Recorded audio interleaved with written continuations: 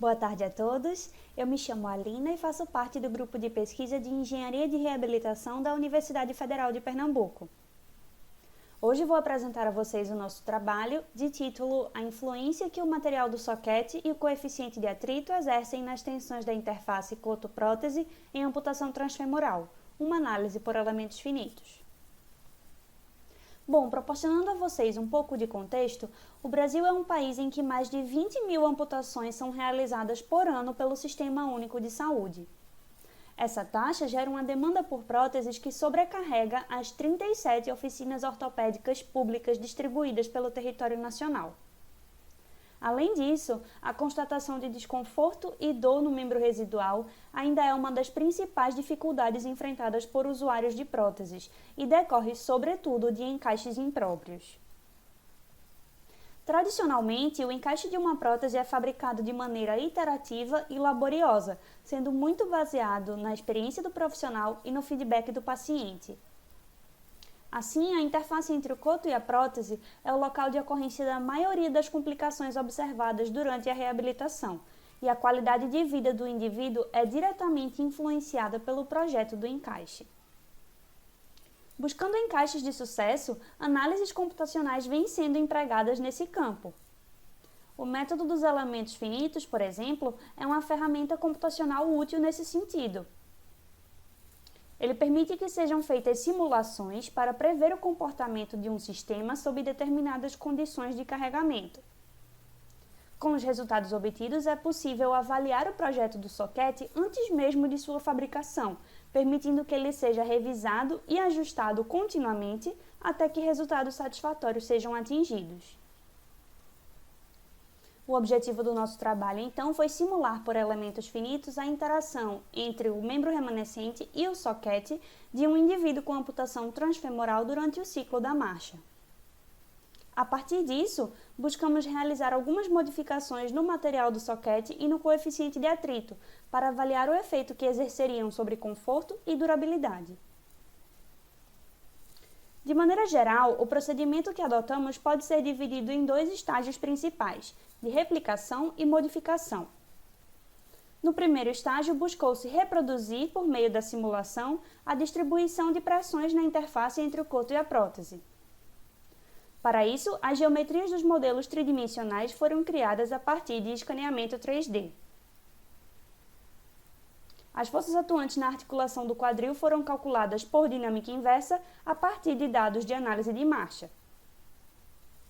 Com o modelo desenvolvido, as simulações foram então conduzidas e os resultados obtidos foram comparados com análises experimentais e numéricas encontradas na literatura.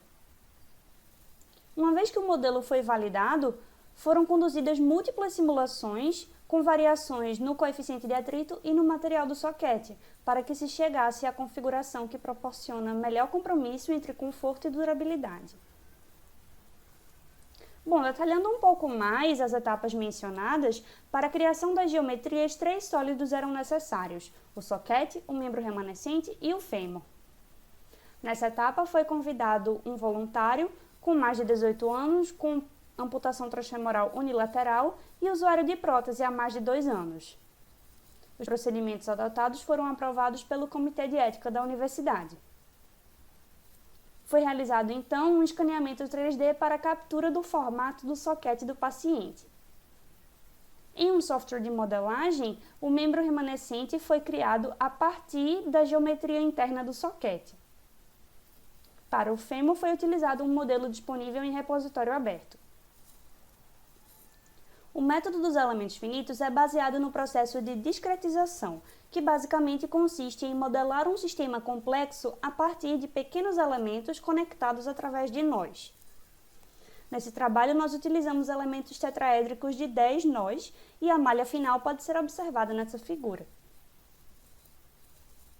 Assim como a discretização, a definição de leis que regem o comportamento dos materiais também é de extrema importância em uma análise por elementos finitos.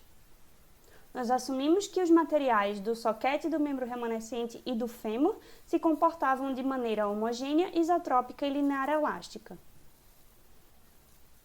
Após a geração da malha e a caracterização dos materiais, a implementação de condições de contorno simula a física por trás do comportamento do sistema, através de restrições e interações com a vizinhança. Nesse trabalho, nós restringimos todos os graus de liberdade na extremidade distal do soquete. Para a geração dos contatos, foi utilizado um contato do tipo bonded entre o membro remanescente e o fêmur, e um contato do tipo frictional entre o membro remanescente e o soquete. As forças atuantes foram aplicadas na cabeça do fêmur. Com relação às modificações no soquete, 4 materiais foram testados nas simulações: polipropileno, polietileno de alta densidade, fibra de carbono e fibra de vidro. Todos eles com comportamentos homogêneos, isotrópicos e linear elásticos. Para o coeficiente de atrito, foram assumidos valores entre 0,3 e 3. Bom, a etapa de replicação nos proporcionou como resultado, então, a distribuição das pressões de contato na interface entre o coto e a prótese. Essa distribuição pode ser observada na figura para um instante de tempo, que corresponde ao instante de maior esforço. A máxima pressão prevista pela simulação foi de 75,9 kPa, atuando na extremidade distal do membro remanescente. Como a região distal foi prevista pela simulação como sendo a mais crítica, as pressões atuantes nessa área foram escolhidas como critério para a validação do modelo. Nesse gráfico, é possível comparar as pressões previstas pela simulação com resultados experimentais encontrados na literatura. As previsões feitas por esse trabalho estão dentro da faixa de valores de medições diretas. Além disso, também foram encontrados trabalhos que realizaram análises numéricas, e nesses casos, nossos resultados também são comparáveis. Portanto, o modelo que desenvolvemos foi capaz de prever de maneira satisfatória a distribuição das pressões na interface entre o coto e a prótese.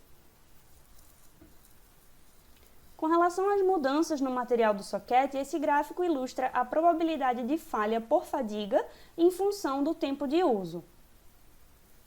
Diferentes níveis de atividade foram considerados aqui, mas de maneira geral é possível observar que a fibra de carbono se destaca dos demais em relação à resistência ao esforço cíclico, enquanto que o polipropileno apresenta a pior performance.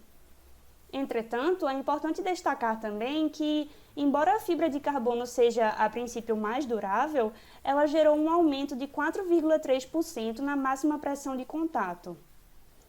Por isso, seria interessante avaliar a tolerância do indivíduo à dor para verificar se esse aumento é significativo. Quando o coeficiente de atrito foi modificado, em geral observou-se que aumentos no coeficiente de atrito geravam elevações na máxima tensão tangencial e reduções na máxima pressão de contato. Estudos afirmam que tensões tangenciais excessivas na pele e nos tecidos adjacentes podem romper a epiderme. Além disso, a fricção repetitiva tende a aquecer e desgastar a pele, causando bolhas. Com base nisso, nós escolhemos a faixa de valores para o coeficiente de atrito entre 0,5 e 0,8, como sendo a que proporciona melhores combinações entre tensões tangenciais e pressões de contato.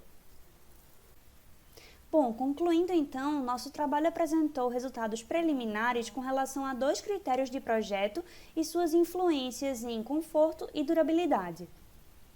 A necessidade de projetos customizados, mais voltados a necessidades individuais e estilos de vida individuais, é clara. Nesse sentido, o método dos elementos finitos apresenta grande potencial como ferramenta de análise, permitindo que sejam feitos estudos sistemáticos e paramétricos até que a melhor configuração seja obtida.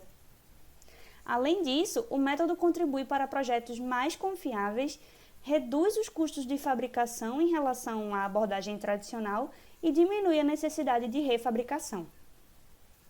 Eu gostaria de agradecer pela atenção e desejo a todos um ótimo dia.